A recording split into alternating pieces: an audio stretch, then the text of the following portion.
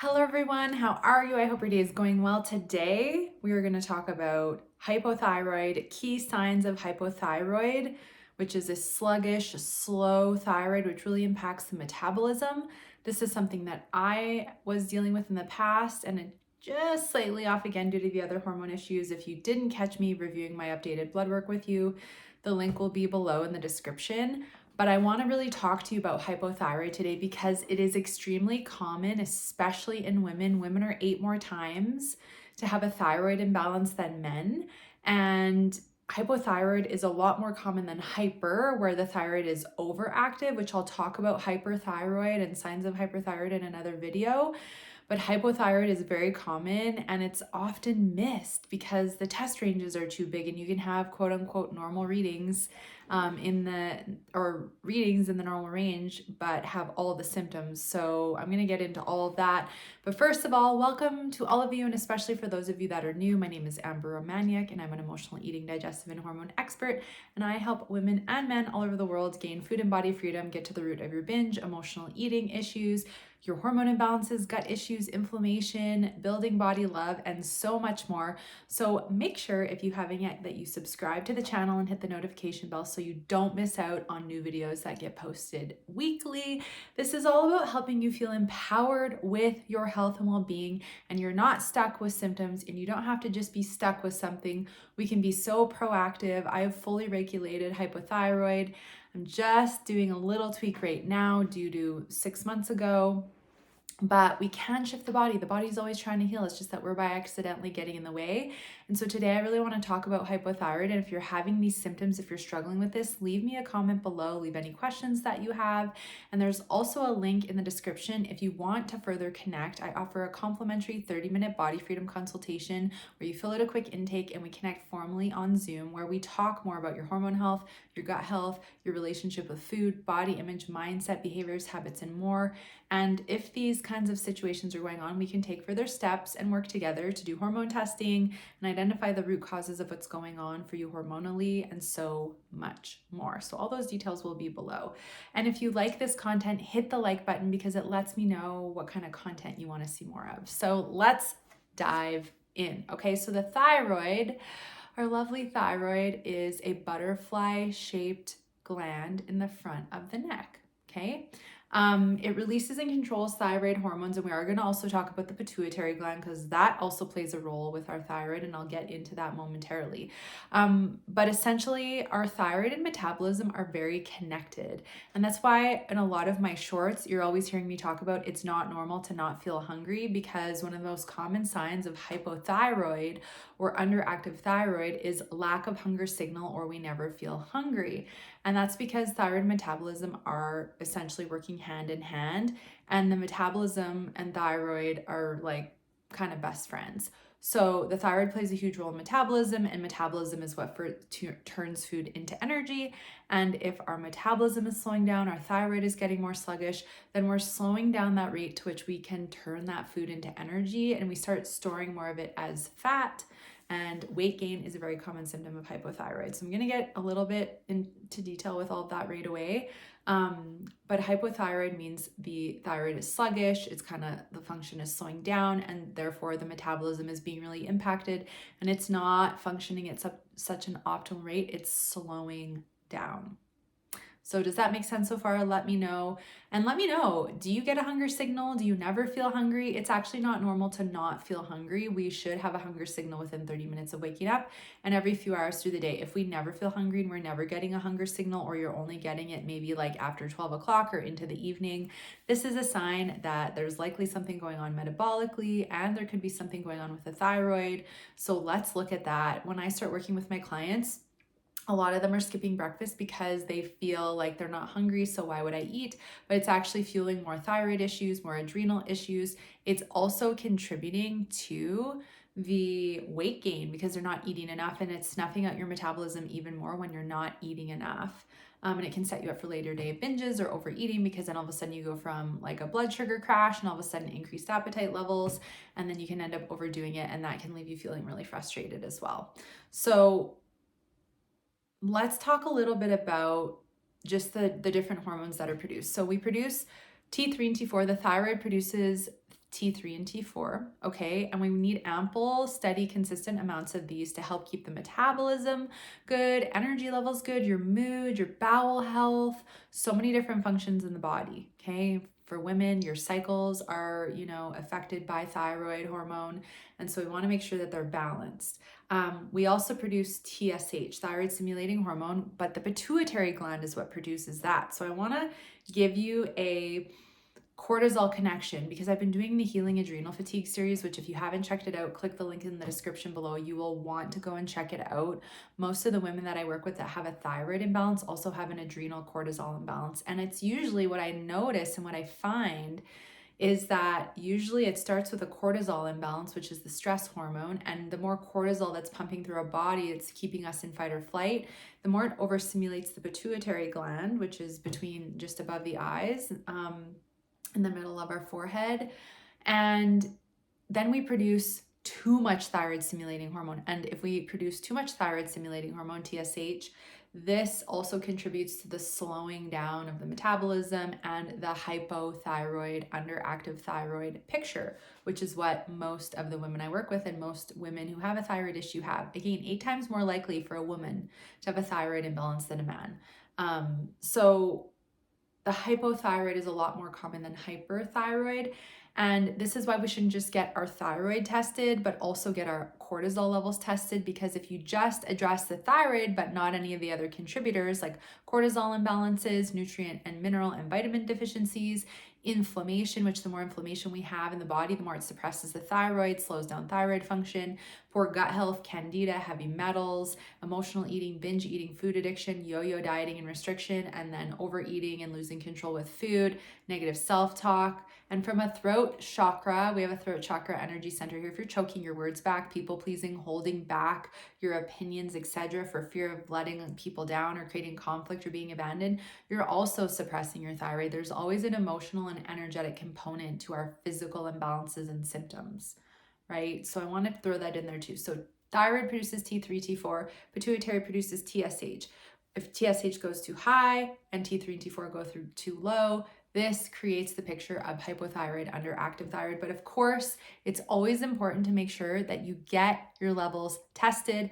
And if you've gotten them tested and been told it's normal, but you're having all the symptoms I'm talking about, get a second, third opinion. The normal range is a lot smaller than what's on the piece of paper. It's too archaic, it's 70 years old, and it's not made and designed specific for a female and her state of well-being. So if you want to connect and review your testing together, you want to get hormone testing done, or maybe you feel like you didn't get all the testing done, book a consultation. We can talk more about hormone packages and the other things available to help you on your journey to food and body freedom. The link is in the description. So is this making sense so far? I want to make sure that this is just simple to understand, but at the same time, you're really getting the function of this. So it really impacts our metabolism. So the adrenal glands play a role, overstimulate the pituitary, too much TSH, and then the T3 and T4 start to reduce.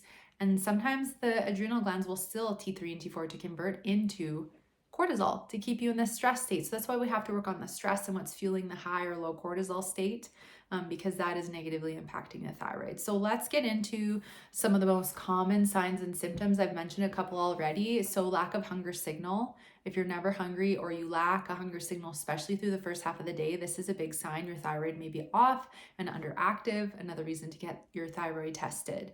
Next up is fatigue and constant fatigue through the day, but it's really heightened in the morning. You may notice it improve a bit through the afternoon and the evening, but it's really bad in the morning. No matter how much you sleep, you just feel tired all the time. It's not fun, right? And so part of what happens with that is, of course, metabolism slows. We're not able to convert food into energy as easily. And of course, we feel more tired.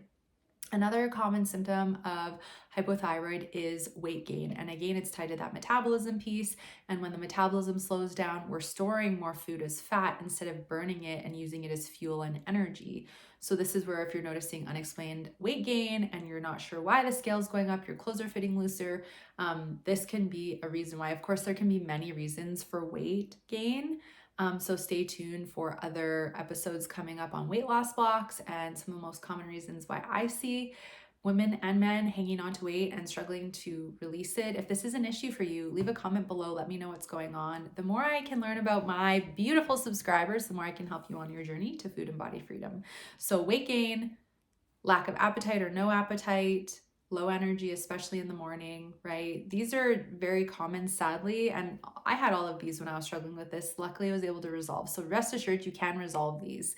The next symptom is constipation. And so when we have less production of T3 and T4 from the thyroid, this T3 and T4 is actually really important for us to produce enough of because it helps to stimulate the contractions in the colon to help us have regular bowel movements. And when we don't produce enough T3 and T4, those contractions get sluggish and slow down and you get constipated. And then you're reabsorbing all kinds of toxins, which fuels inflammation, suppresses the thyroid even more, makes you feel like you're more puffy, retaining more water, gaining more weight. And for women especially, you're reabsorbing excess estrogens that are trying to be eliminated from the body. And that can create a picture of estrogen dominance, which is where the estrogen is too high, which I will make another series on, but that can also be a thing as well. So constipation is a very common sign. I had this one. The appetite and the constipation, like the lack of hunger and the constipation, can also go hand in hand, because if you're full and you're not moving your bowels, you're going to also feel less hungry. So we want to get those bowels moving properly. And we ideally should be moving our bowels at least 1 to 3 times a day. I'm all for optimal 2 to 3 times a day, meal in, meal out. Okay, so constipation is another symptom of hypothyroid. I just want to make sure I don't miss anything. Oh yeah, so a really visible sign is puffy face. Your face feels really puffy, like you're retaining a lot of water, and you may notice, especially under the chin, you're retaining a lot of water right in this area. This is a sign of hypothyroid as well, okay? And you just may feel puffy, more muscle weakness and achiness as well, because that metabolism is slowing down, and we're actually now breaking down tissues and muscles, and this weakness and this kind of fatiguey feeling and achy feeling in the body can be tied to that. Instead of like strengthening, the body strengthening and building muscle. So the metabolism is very tied to a lot of this.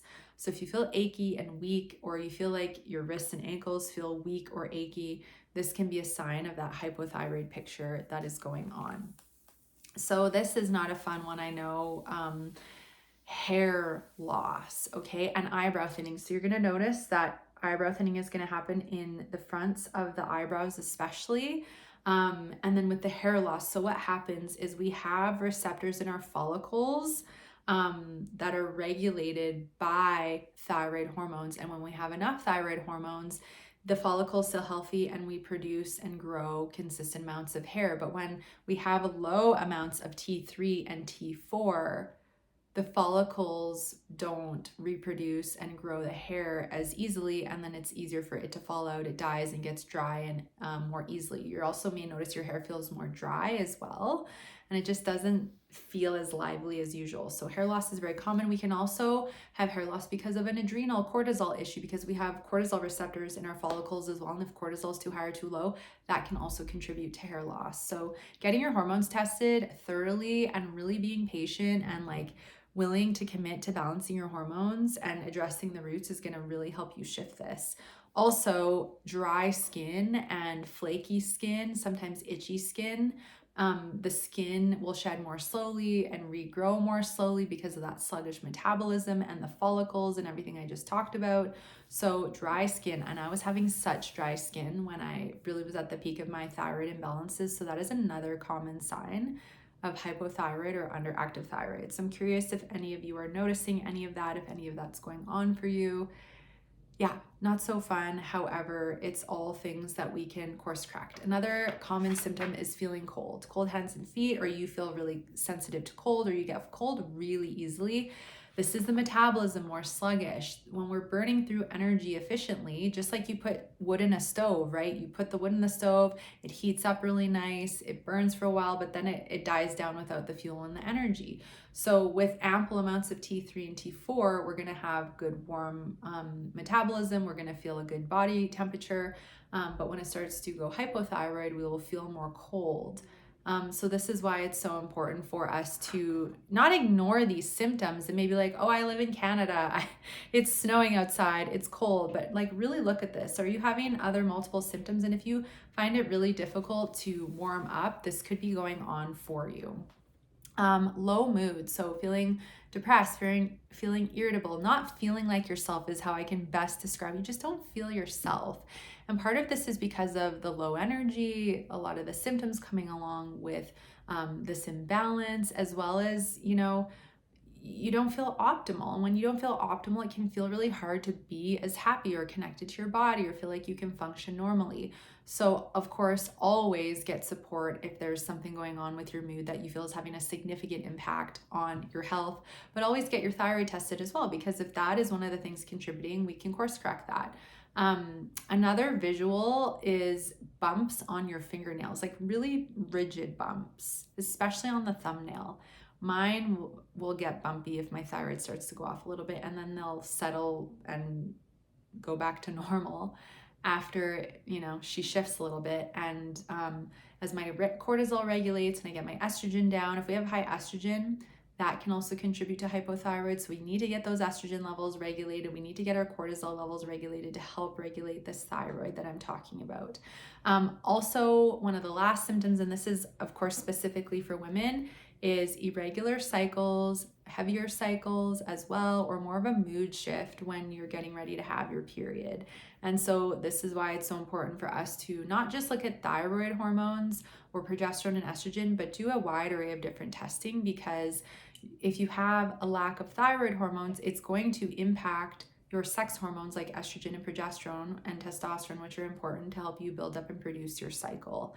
So if you are dealing with these symptoms, of course, please seek out support from your healthcare practitioner or someone like myself who can do a full health assessment. We can look at hormone testing, look at testing you've already had done if it's in the last 6 months, and then we can explore what's at the roots of hypothyroid if it's going on, and what steps can we take to help you gain relief from your symptoms while we sort everything out. But to also look at what is keeping your thyroid in this stressed out state where your thyroid is sluggish, where things are not feeling optimal. You're not alone. You don't have to just accept, that you have hypothyroid and there's nothing you can do about it. There's so much we can do to regulate the thyroid and improve thyroid health. The last bit I'll leave you with is that there's a difference between hypothyroid and Hashimoto's. So Hashimoto's or thyroiditis is that there is now an autoimmune condition coming in with the thyroid, and it usually starts as hypothyroid, but over time, because of a lot of different reasons that I'll get into in a different video, it can get worse, and then we end up with Hashimoto's. And so that's the autoimmune condition where the thyroid is attacking itself. Now, in order to see if you have a Hashimoto's diagnosis, you must get your thyroid antibodies tested. There's 2 different tests to get done. You have to get those done, and if they're elevated, that's going to confirm a Hashimoto's picture. But if your antibodies are less than, I think it's like 20, or they're normal, then you're dealing specifically with that hypothyroid picture, which is a lot easier to course correct. However, I've had a lot of clients with Hashimoto's, and we've been able to significantly reduce their antibodies back to a normal range and also get the TSH, T3, and T4 regulated. They can still lose weight, have good bowel movements, and gain a lot of relief from the symptoms and really manage that condition. So rest assured, we can work on it, and I really love taking a holistic approach. Sometimes, we need to get you to see an endocrinologist or somebody to give you proper medication, but there's so much we can do naturally to really shift this along when we address the roots. So what did you learn today? Are you having these symptoms? What questions do you have? Leave them in the comments below. As well, make sure you're subscribed and hit the like button just to let me know that you like this content. I'm curious, what do you want to learn about your thyroid? What do you want to learn about your other hormones? What else in this video piqued your interest that you want to hear more about? Let me know. And like I said, in the comments or the description below, there is a link to the free Body Freedom consultation. There's also a link to a free hormone podcast series that you can sign up for to learn more about all your hormones if you're wanting to do so, as well as other great resources to help you on your journey to food and body freedom. Thank you so much for watching. We'll see you again next week for the next video.